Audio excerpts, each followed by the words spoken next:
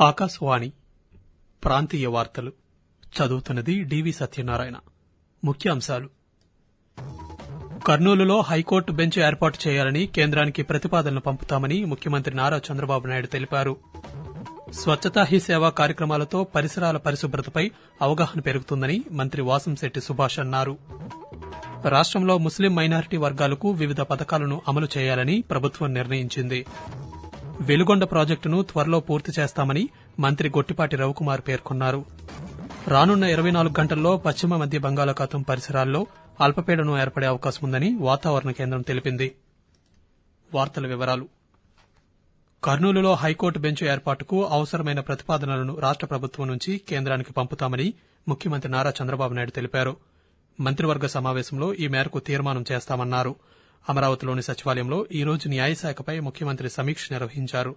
అమరావతి రాజధానిలో 100 ఎకరాల విస్తీర్ణంలో bar council of India trust ద్వారా అంతర్జాతీయ న్యాయ విద్యాలయం ఏర్పాటుకు సన్నద్దం చేయాలని సూచించారు. అదేవిధంగా జూనియర్ న్యాయవాదులకు నెలకు గౌరవ వేతనం కింద 10,000 రూపాయలు చెల్లించే ప్రక్రియను ప్రారంభించాలని ముఖ్యమంత్రి అధికారులను ఆదేశించారు. జూనియర్ న్యాయవాదులకు శిక్షణా కేంద్రం కోసం రాష్టంలో అకాడమీ ఏర్పాటు అంశంపై కసరత్తు చేయాలని కోరారు. పారిశుద్ధ్య కార్మికులకు సఫాయి సురక్ష కార్యక్రమం కింద ఉచితంగా వైద్య పరీక్షలు నిర్వహించడం జరుగుతోందని రాష్ట కార్మిక శాఖ మంత్రి వాసంశెట్టి సుభాష్ తెలిపారు. డాక్టర్ బీఆర్ అంబేద్కర్ కోనసీమ జిల్లా రామచంద్రాపురం ఏరియా ఆసుపత్రిలో స్వచ్ఛతా హీ సేవా కార్యక్రమంలో పారిశుద్ధ్య కార్మికులకు ఉచితంగా వైద్య పరీక్షలు నిర్వహించే కార్యక్రమాన్ని ఈ రోజు ఆయన ప్రారంభించారు.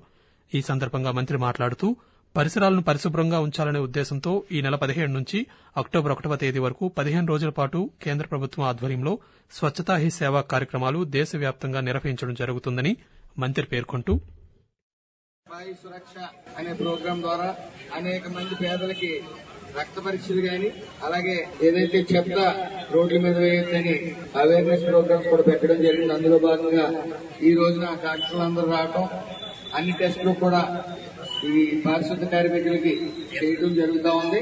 అలాగే భవన నిర్మాణ కార్మికులకు కూడా నమోదు చేసుకోవడంతో పాటు వాళ్ళకి కూడా టెస్టులు చేయించడం జరుగుతూ ఉంది. ముస్లిం మైనారిటీ వర్గాలకు అందే పథకాలను పునర్వ్యవస్థీకరించాలని ముఖ్యమంత్రి నారా చంద్రబాబు నాయుడు అధికారులను ఆదేశించారు. మైనారిటీ సంక్షేమంపై అమరావతిలోని సచివాలయంలో ఈ రోజు సమీక్ష నిర్వహించారు. ప్రధానమంత్రి జన్ వికాస్ కార్యక్రమం కింద మంజూరైన 447 కోట్ల రూపాయలకు సంబంధించి పెండింగ్లో ఉన్న పనులు పూర్తి చేయాలని ఆదేశించారు. రాష్టంలో కొంతమేర నిర్మాణాలు జరిగిన షాదీ ఖానాలను పూర్తి చేయాలని ముఖ్యమంత్రి తెలిపారు. కడపలో హజ్ హౌస్ నిర్మాణ పనులను వేగవంతం చేయాలని సూచించారు. అదేవిధంగా మైనారిటీ విభాగానికి సంబంధించి కేంద్ర ప్రభుత్వానికి చెందిన పలు శిక్షణా సంస్థలను రాష్టంలో ఏర్పాటు చేసే అంశాన్ని పరిశీలించాలన్నారు. ఈ సమీక్షలో మైనారిటీ వ్యవహారాల శాఖ మంత్రి ఎన్ఎండి ఫరూక్ ఇతర అధికారులు పాల్గొన్నారు. వెలుగొండ ప్రాజెక్టును వీలైనంత త్వరగా పూర్తి చేసి అందుబాటులోకి తీసుకువస్తామని విద్యుత్ శాఖ మంత్రి గొట్టిపాటి రవికుమార్ తెలిపారు. ఈ ప్రాజెక్టు ద్వారా సాగు తాగునీటి సమస్యలకు శాశ్వత పరిష్కారం లభిస్తుందన్నారు. ఇది మంచి ప్రభుత్వం కార్యక్రమంలో భాగంగా ఈ రోజు ఆయన స్థానిక శాసనసభ్యులు ముక్కు ఉగ్ర నరసింహారెడ్డితో కలిసి ప్రకాశం జిల్లాలోని కనిగిరి నియోజకవర్గంలో పర్యటించారు. ఈ సందర్భంగా స్థానిక చాకిరాల గ్రామ పంచాయతీలో 3 కోట్ల రూపాయలతో నిర్మించిన విద్యుత్ సబ్స్టేషన్ను ప్రారంభించారు. ఉపరితల ఆవర్తనం ప్రభావంతో రానున్న 24 గంటల్లో పశ్చిమ మధ్య బంగాళాఖాతం పరిసరాల్లో అల్పపీడనం ఏర్పడే అవకాశం ఉందని అమరావతిలోని భారత వాతావరణ కేంద్రం తెలిపింది. నిన్నటికి పశ్చిమ మధ్య బంగాళాఖాతంలో ఉన్న ఉపరితల ఆవర్తనం దక్షిణ కోస్తా మయన్మార్ పొరుగు ప్రాంతాల్లో ఉన్న మరొక ఉపరితల ఆవర్తనం తూర్పు పశ్చిమ ద్రోణితో అనుసంధానించబడుతుందని, ఈ రోజు మధ్య బంగాళాఖాతంలో ఒకే ఉపరితల ఆవర్తనంగా కలిసిపోయి సగటు సముద్ర మట్టానికి 5.8 కిలోమీటర్ల ఎత్తు వరకు విస్తరించిందని వెల్లడించింది. ఆ వివరాలను వాతావరణ శాఖ అధికారి తెలియజేస్తూ నిన్నటి పశ్చిమ మధ్య బంగాళాఖాత ప్రాంతంలో ఉన్న ఉపరితల ఆవర్తనం మరియు మరొకటి దక్షిణ కోస్తా మయన్మార్ మరియు పొరుగు ప్రాంతాల్లో ఉన్న ఉపరితల ఆవర్తనము తూర్పు పశ్చిమ ద్రోణితో అనుసంధానించబడి ఈ రోజు మధ్య బంగాళాఖాత ప్రాంతంలో ఒకే ఉపరితల ఆవర్తనంగా కలిసిపోయి సగటు సముద్ర మట్టంకు 5.8 కిలోమీటర్ల ఎత్తు వరకు విస్తరించి ఎత్తుకు వెళ్లే కొలది నైరుతి దిశగా వంగి ఉంటుంది. దీని ప్రభావంతో రానున్న 24 గంటల్లో ఉత్తర కోస్తా ఆంధ్రప్రదేశ్ యానాంలో తేలికపాటి నుంచి మోస్తరు వర్షాలు లేదా ఉరుములతో కూడిన జల్లులు అనేక చోట్ల కురిసే అవకాశం ఉంది. రేపు చాలా చోట్ల కురిసే అవకాశం ఉంది. ఆకాశవాణి ప్రాంతీయ వార్తలు వింటున్నారు. దేశంలో 3వసారి అధికారంలోకి వచ్చిన నరేంద్ర మోదీ నేతృత్వంలోని ప్రభుత్వం తొలి 100 రోజుల పాలనలో అనేక కీలక నిర్ణయాలను తీసుకుంది. రైతుల కోసం 14,200 కోట్ల రూపాయలను కేటాయిస్తూ 7 పథకాలకు రూపకల్పన చేసింది. ఆధునిక వ్యవసాయ పద్దతులను అనుసరించడానికి వీలుగా డిజిటల్ అగ్రికల్చర్ మిషన్ను ఏర్పాటు చేసింది. మహిళలు కొనుగోలు చేసిన ఆస్తులపై స్టాంప్ డ్యూటీలు తక్కువగా ఉండేలా కేంద్ర ప్రభుత్వం చర్యలు తీసుకుంది. పర్యాటక రంగంలో మహిళలకు ఉద్యోగ అవకాశాలను కల్పించడానికి పర్యాటన్ దీదీ, పర్యాటన్ మిత్ర వ్యవస్థలను ఏర్పాటు చేసింది. 90 లక్షల స్వయం సహాయక సంఘాల ద్వారా 10 కోట్ల మంది మహిళలకు ఆర్థికంగా చేయూతనందిస్తోంది. నారీ శక్తి పథకాల కోసం 3 లక్షల కోట్ల రూపాయలను బడ్జెట్లో ప్రభుత్వం కేటాయించింది. అలాగే 10 లక్షల మంది మహిళలను లఖ్పత్ దీదీలుగా తీర్చిదిద్దింది.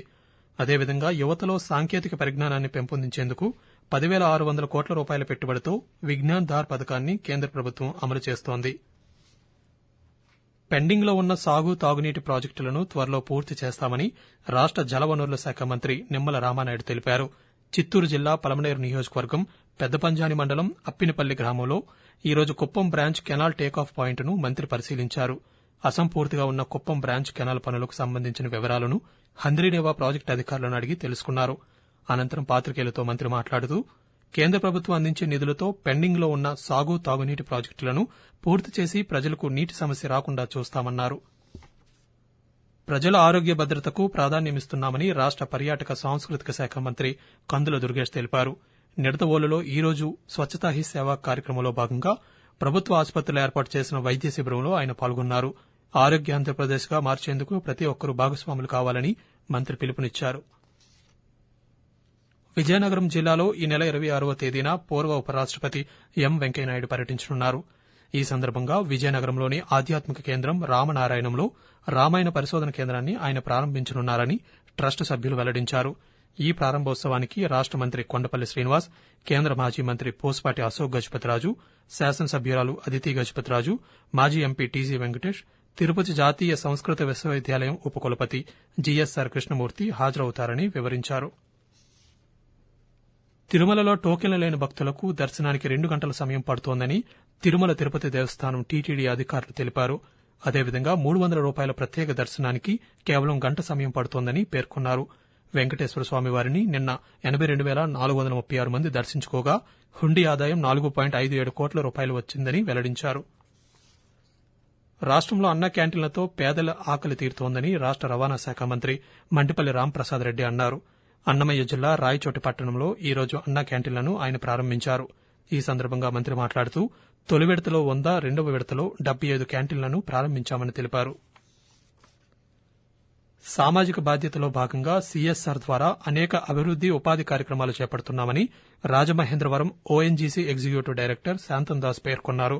డాక్టర్ బీఆర్ అంబేద్కర్ కోనసీమ జిల్లా మామిడికుదురు మండలం పాసర్లపూడిలంక జిల్లా పరిషత్ ఉన్నత పాఠశాలలో విద్యార్థులకు ఓఎన్జీసీ సమకూర్చిన సైకిల్ పంపిణీ కార్యక్రమంలో అమలాపురం లోక్సభ సభ్యులు గంటి హరీష్ మాథుర్, శాసనసభ్యులు గిడ్డి సత్యనారాయణతో కలిసి ఈరోజు ఆయన పాల్గొన్నారు. రైతులను ఆదుకునేందుకు ప్రభుత్వం 1,452 కోట్ల రూపాయల బకాయిలను చెల్లించిందని రాష్ట పురపాలక, పట్టణాభివృద్ది శాఖ మంత్రి పొంగూరు నారాయణ తెలిపారు. నెల్లూరులో ఈరోజు జరిగిన ఇది మంచి ప్రభుత్వం కార్యక్రమంలో ఆయన పాల్గొన్నారు. ఈ సందర్భంగా మాట్లాడుతూ నెల్లూరు నగరంలో అండర్ గ్రౌండ్ డ్రైనేజ్, తాగునీటి పథకం కోసం కేంద్ర ప్రభుత్వ సంస్థ అయిన హట్కో ఆర్థిక సాయం అందించిందన్నారు. కాగా గ్రామీణ ప్రాంతాల్లో కూడా అన్న క్యాంటీన్లను ప్రారంభిస్తామని, దీనికి సంబంధించి ఏర్పాట్లు జరుగుతున్నాయని ఆయన వివరించారు. ప్రాంతీయ వార్తలు ముగించే ముందు ముఖ్యాంశాలు మరోసారి. కర్నూలులో హైకోర్టు బెంచ్ ఏర్పాటు చేయాలని కేంద్రానికి ప్రతిపాదనలు పంపుతామని ముఖ్యమంత్రి నారా చంద్రబాబు నాయుడు తెలిపారు. స్వచ్ఛతా హీ సేవ కార్యక్రమాలతో పరిసరాల పరిశుభ్రతపై అవగాహన పెరుగుతుందని మంత్రి వాసంశెట్టి సుభాష్ అన్నారు. రాష్టంలో ముస్లిం మైనారిటీ వర్గాలకు వివిధ పథకాలను అమలు చేయాలని ప్రభుత్వం నిర్ణయించింది. వెలుగొండ ప్రాజెక్టును త్వరలో పూర్తి చేస్తామని మంత్రి గొట్టిపాటి రవికుమార్ పేర్కొన్నారు. రానున్న 24 గంటల్లో పశ్చిమ మధ్య బంగాళాఖాతం పరిసరాల్లో అల్పపీడనం ఏర్పడే అవకాశం ఉందని వాతావరణ కేంద్రం తెలిపింది. ఆకాశవాణి ప్రాంతీయ వార్తలు ఇంతటితో సమాప్తం.